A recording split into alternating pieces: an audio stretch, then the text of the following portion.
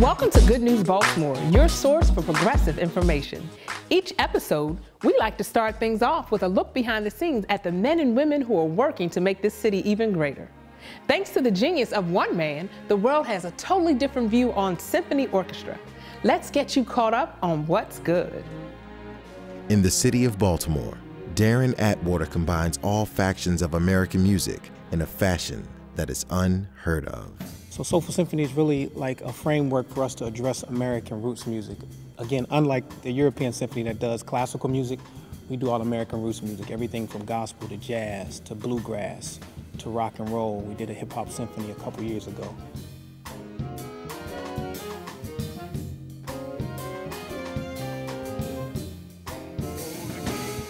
Wynton Marsalis and I are very great friends. He said, man, it's important that African Americans not only produce music, but have institutions that combine with what you're doing so that we can begin to engineer culture in a certain way. Never limited to one genre, Atwater orchestrates the music in such a way that it makes a statement and it resonates with audiences on a global scale. It would be a disservice to my contemporaries to write European music that sounds like it's 18th century. Classical music in the United States still is represented so much by this European moniker. And so most of our education is getting people beyond that barrier, that when they come to hear the symphony, they're not coming to hear classical music. And so I think we'll be fighting that battle for a while, but the moment that we hit the stage and they hear it, it's just like, wow, I didn't know that this was possible.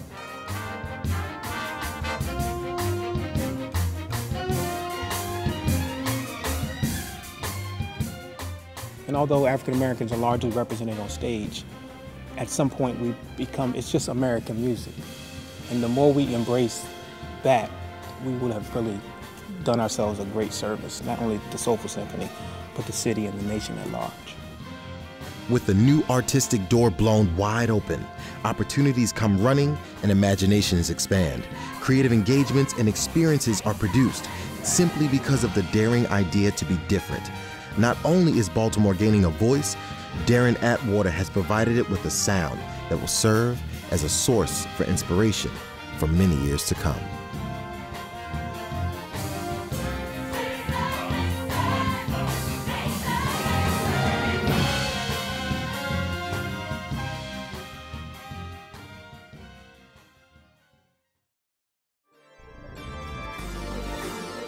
A trendy new company tells us that boxed water is better, and it's making its way across the country, greeting people as it goes.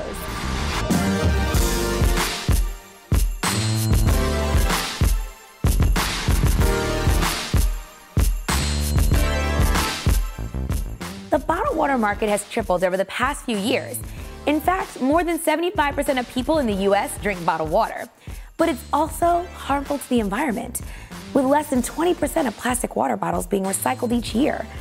Considering this staggering fact, boxed water is a refreshing take on the bottled water market. This biodegradable, BPA-free carton of water has been spotted all across the country. It's been making appearances with celebrities, at seminars and festivals, all while providing a new way to look at water. Boxed water is making its way to a store near you pretty soon. And when it does, you should think, paper or plastic? Tell us what you think. Is boxed water better? Will it really make a difference in the bottled water market? We'll leave it up to you to decide. For more information, pictures, and links, go to goodnewsbaltimore.org.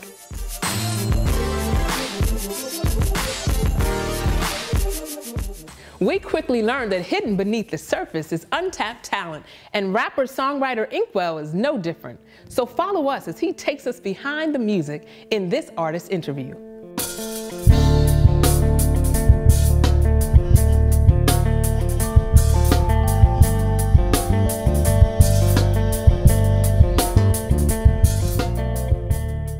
Inkwell was just conceived really in one night. I was, like usual, I was in the house writing, just making music.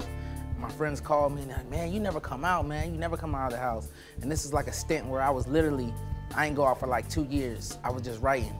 Like, man, all you doing is writing. And I was like, yeah, man, but you know, I think I write well. I don't know, and I just inspired. So that's where it comes from, Inkwell. Because like at heart, I think I'm a musician writer. I like old music, and I try to infuse that in the music that we make. I almost want to call it like our genre. I call it vintage nouveau, but it's like amalgamated. So it's a little bit of old, a little bit of new. It's like a mashup. It's easy to forget why you love doing something until you do something like this. It's like you get on stage and like nothing matters, you know?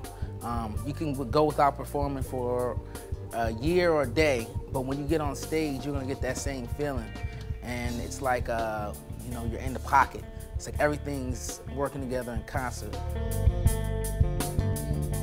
I call myself a flower child because I'm really into 60s, 70s music. And, you know, the flower children, they believe in peace and love, and, you know, my music, that's really what I'm preaching. I'm not, I want people to have fun. You know, I'm not talking about anything I haven't done before, something I haven't experienced, you know. So basically, it's just about a mentality. Personally, I just want to give people something that they haven't heard before. You know, along with the people I do my production with, and the band that plays behind me, the Free Word, you know, it's different ideologies. You know, I don't have the background in music that a lot of people have, and you know, in a way that helps me, but in a way it hurts me. So, you know, we meet somewhere in the middle, and we make beautiful music.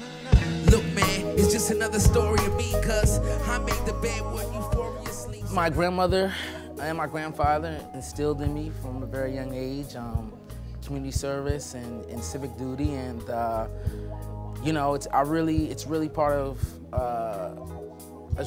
my life, and it's really kind of drives me to be a role model, because I know that I can only affect a certain amount of change right now, but once you reach that next tier, that next plateau, you can do a lot more. I don't want to be the stereotype. I mean, that's not me. You know, someone who's all they talk about selling drugs in the street, you know, carrying pistols. I mean, that's not me. That's not my lifestyle. And you know, there's a market for everything. You know, I'm just trying to create a average Joe market. You know. My favorite subject to write about, honestly, it's not in the direct, just face value, but like love, like the effects of love, how you know, fall through life and get up, and it's the love that makes you get up. I mean, it sounds corny as hell, I know, but in the song, let's see, So Marvelous, I say, and now lately I'm back to not sleeping, just praying for penance and walking with Jesus. Folks can relate because there's hardships between us. Plus they need escape and I'm a marvelous dreamer. So, in that line, I'm pretty much just saying that, like, you know, I found my faith through the years. I found my faith, and you know, I'm not one to try to push that upon people. You know, if you're Jewish or Muslim, whatever. But for me, I'm saying that, like, I found my faith, and because of that, it's allowed me to dream. You know, and escape some of the harsher realities that, you know, I face, everybody faces on a day-to-day basis.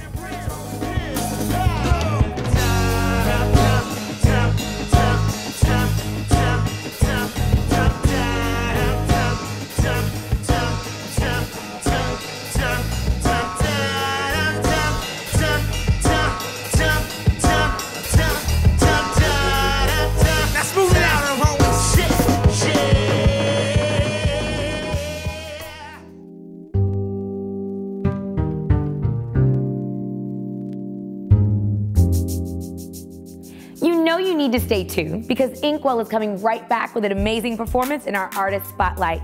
But first, we're going to jump into the art, history, and culture of our city as we go inside Baltimore. 3 days a week for 40-plus years, Charlie has guided this horse-drawn cart through the busy streets and crowded neighborhoods of Baltimore City. It helps to provide for your family when you're not working. It might not do it all, but it'll make sure that you're not put out in the cold or in the dark. Charlie is an Arabber, a street vendor specializing in produce. His horse, donning the trademark Baltimore harness and plume, and his cart, painted in the traditional green and yellow, filled to the brim with fruits and vegetables, are a familiar sight to many Baltimoreans. The practice of Arabbing has existed in Baltimore for more than 200 years. Once a fixture in many cities along the eastern seaboard, the tradition of horse-drawn peddlers has almost died out, for obvious reasons. Despite past zoning restrictions, regulations, and animal rights concerns, the tradition is still alive in Baltimore. But for how long?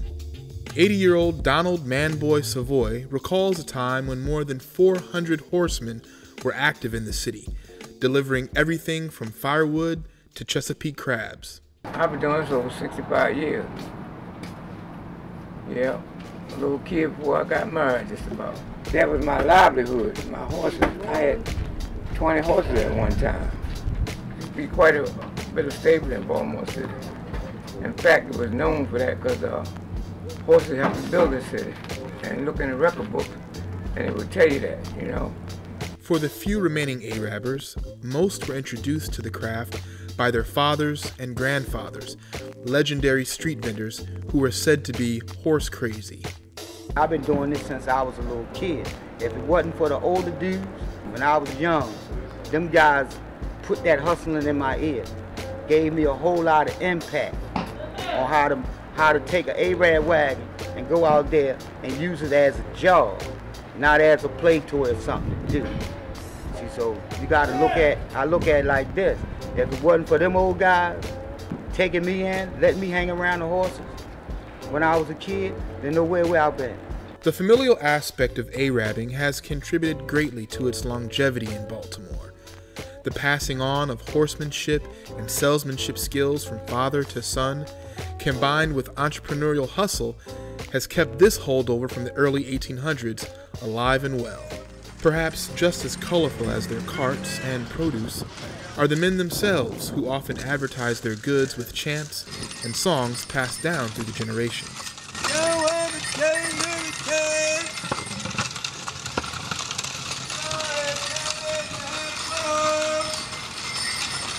For Good News Baltimore, I'm Anthony Truitt.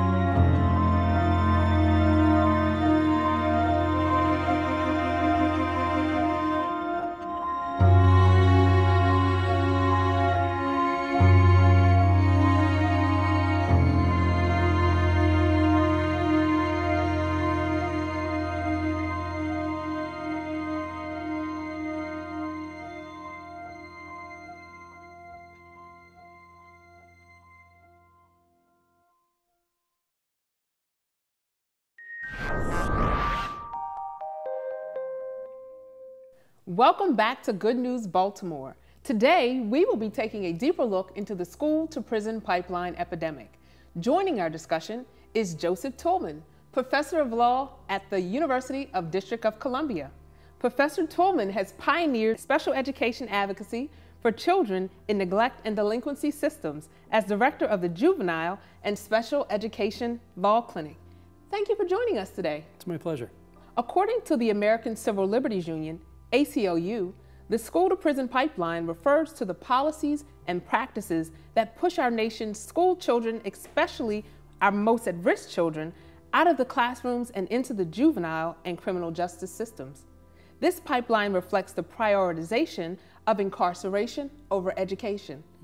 Can you enlighten us about your personal perception of the pipeline? It probably helps to think of the pipeline as going from a shallow end to a very deep end. And it's useful for people to think about each part of the pipeline. So the pipeline really starts in school. It goes through the child welfare or neglect system, into the delinquency system, and into incarceration, and the deep end of incarceration in both the delinquency and the criminal systems. And at every point in that pipeline, we're just doing stuff that's dumb. We're making policy decisions and operationalizing our work in a way that pushes a lot of kids out of school and onto the streets, from the streets into the incarceration system. There's an amazing study out called Breaking Schools Rules, and they took 3 cohorts of 7th graders from all across Texas, every 7th grader in Texas for 3 years. And they looked at the rate of suspensions and pushing kids out of school, and 61% of kids in Texas got suspended at least once. And the amazing thing is that over 97% of the suspensions were for what we would call discretionary stuff, not what we think of as serious criminal behavior or violent behavior, but disrespecting a teacher or cursing at somebody or just minor stuff. And they found a number of things that are really important for people to know about. One is that, as you might have imagined, it's incredibly racially discriminatory. So black kids, brown kids, much more likely to get pushed out of school for the same kinds of things that white kids aren't getting pushed out of school for. Controlling for every variable you can imagine. If you throw kids out of school, you suspend them, even once, you're increasing dramatically the likelihood that that kid's going to repeat a grade in school, that the kid's not going to finish high school, and most awfully that just by suspending kids, you're increasing the chances that the kid will end up in the delinquency system.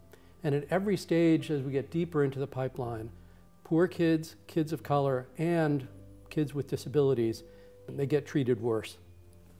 So that's kind of the school-to-prison pipeline. Okay, wow, thank you. Not so good, right? Not at all. Not at all. Pretty alarming. Yeah, no, it's bad. Okay, Professor Tolman, small infractions of misconduct in the past that would have sent a child to the principal's office or guidance counselor is increasingly causing them to take a trip to the police station.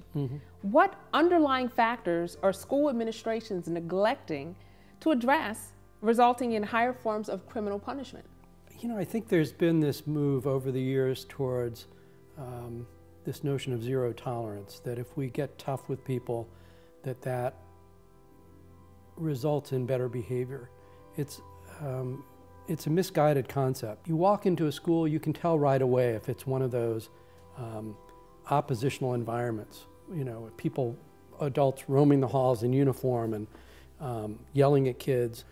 I think what administrators in high schools and middle schools and elementary schools are missing is that what works with our kids works with kids in school. You really want to be nice to kids. You actually want to focus on their strengths, not on their deficits. And boy, there are all sorts of things that are already in the law that people just aren't doing. I guess the question is, why aren't we doing it? Why aren't we following the law? And it's sort of ironic when you say, well, we're really getting down on kids for not following the law, and here's a bunch of adults who aren't following the law. Let's say if you're a principal and I'm a teacher, and so we're running this school with 500 kids. We're budgeted for, I don't know, make up a number, $10,000 per kid or $12,000 for every kid in special education. And as the principal, you're saying, well, I need this many teachers and I need this many other staff people. I don't have money to pay a bunch of psychologists to do functional behavioral assessments. It's not in my budget. Right. And if you look at it that way, it's true. But we, for lack of spending a little bit of money on psychologists doing functional behavioral assessments and helping develop behavior intervention plans, you know, we're spending tons of money throwing kids away in the deep end of the system. So we really have to get our act together to take that money we're using to throw people away. It's really expensive to incarcerate people and to prosecute them and treat them like criminals. And if we took that money and put it where it's needed in the schools, we could do things that really work. I think administrators are missing that all over the place. Exactly. Build as you climb, lift as you grow. There you go. What results and regulations have you seen school administrations adopt that are in fact pushing our students into this school to prison pipeline? You know, Congress passed the Federal Special Education Law in 1975. It's a really good law. And what Congress found is that we were pushing kids out of school who had disabilities, and that a whole range of disabilities, learning disabilities, emotional disturbance, intellectual disabilities, traumatic brain injury, you know, any neurological, just a whole range of disabilities. And Congress figured out that if we keep those kids in school and actually get them educated, we all win, which again is common sense. If we educate every kid, we all win, because then from an economic conservative perspective, we're not spending extra money supporting those kids when they get older. We're integrating them into the economy. Everybody wins. And so the thing is, if you don't educate a kid properly, most kids are either going to act out or act in. You know, they're going to shut down or they're going to start misbehaving. If a school administrator is going to get a kid arrested in school, and the school is then required to transfer to the court that kid's discipline records and that kid's disability records, and the people in the court should look at that and say, what's going on with this kid? Why are you pushing this kid out and into the court? And you know, a lot of times it's going to be because you're not doing what you're supposed to do with the kid, and the court should push them back. They're not finding the correlation. That's right. They're not looking for it, and they're not following the law. It's just one example of not following a law that's a pretty good law. And if they look, they would see that most of the time, these are kids with unmet special education needs getting pushed out. Another example is, if you look at most disciplinary codes in school, there'll be some rule that says, if you're going to suspend this kid, you can't put the kid out of school until you figured out if the kid actually did what you say he did. Why are you putting me out of school if you haven't shown that I did what you say I did? Right. So as a lawyer, I'm looking at that and saying that's a violation of basic due process to put the kid out before you've even proven he did anything. If you have to put him out because it's such a volatile, dangerous situation, maybe there's an exception. Right now what's happening is if they want to suspend a kid, they uniformly push the kid out and then we'll prove that you're guilty later. Right? So it's not innocent till proven guilty, it's guilty until you come into your hearing. Everywhere you look, there are those kinds of what a friend of mine calls compliance gaps between what the law says you're supposed to do and what we're actually doing. So we are actually implementing such a high level of discipline that's, you know, creating some discomfort for the children. Yeah. Tell me what you believe some of the emotional and social, you know, ramifications of us enforcing such high levels of discipline. This is an astonishing thing. America locks up, according to the Annie E. Casey Foundation 2008 data, 339 children per 100,000. The next highest country is South Africa, again, not a surprise, at 69. So we're almost 5 times higher than the next highest country. And so part of it is for people to stop and think, are our kids that much worse than kids anywhere else? We're, you know, 5% of the world's population and 25% of the world's incarceration population. So we're really off the rails. And that filters down into the schools. You know, there's social assistance that's needed, there's extra education, but we're unable to do so because of staffing shortages and statutory mandates. Yeah. What are your thoughts? So I think you're right. We perceive that we don't have the resources to provide individualized experiences, whether it's music or art or job training. So you know what we should be doing is with every kid we should be, among other things, involving that kid in some internship, some job opportunity. whether it's at a restaurant, learning the whole business, or whether it's learning a landscaping business, something that fits with that kid's interest. And that's going to take a fair amount of individualized attention, but you know what? It works.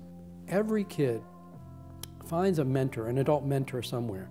So even the most low-functioning clients I've seen, and some of the kids who are in the most trouble in the delinquency system, they found somebody to teach them how to do the things they're doing, right?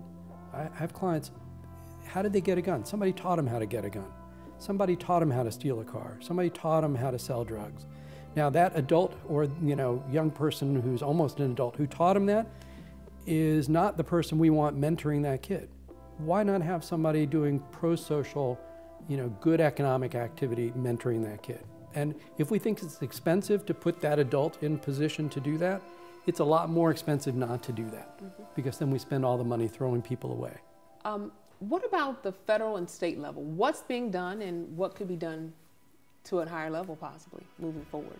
There's been a positive development, a small positive development in some states. In the District of Columbia where I work, I'm happy to say since 1993 we've closed 3 incarceration facilities for kids, and over 500 beds, and we've gone to 2 smaller ones for a total of 148. So we're beginning to see that. On the federal level, there's been much activity in the last year or two from both the Department of Education and the Department of Justice in issuing guidance and policy statements about the school-to-prison pipeline.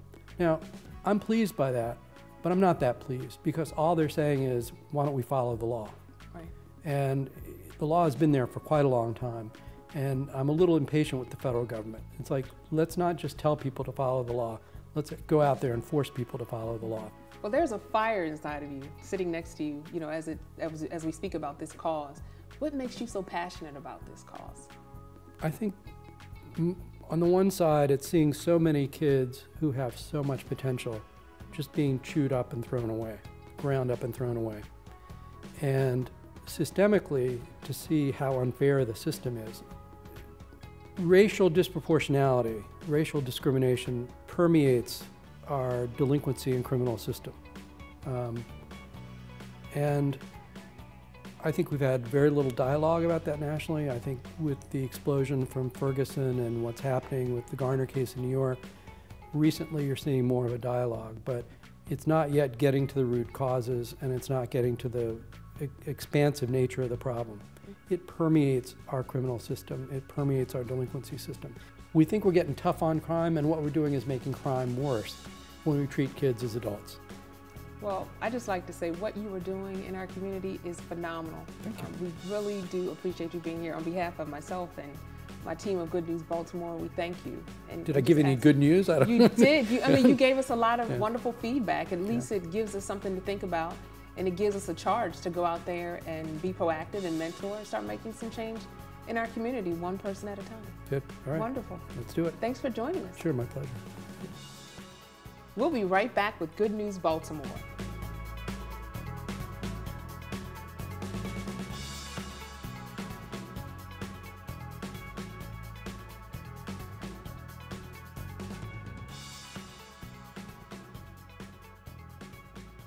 Thanks for joining us. Let's keep the conversation going. Make sure you're a part of the conversation. Stay connected by liking us on Facebook and following us on Twitter at GMB Updates. Tell us your thoughts on today's episode. Now sit back and enjoy the performance by Inkwell.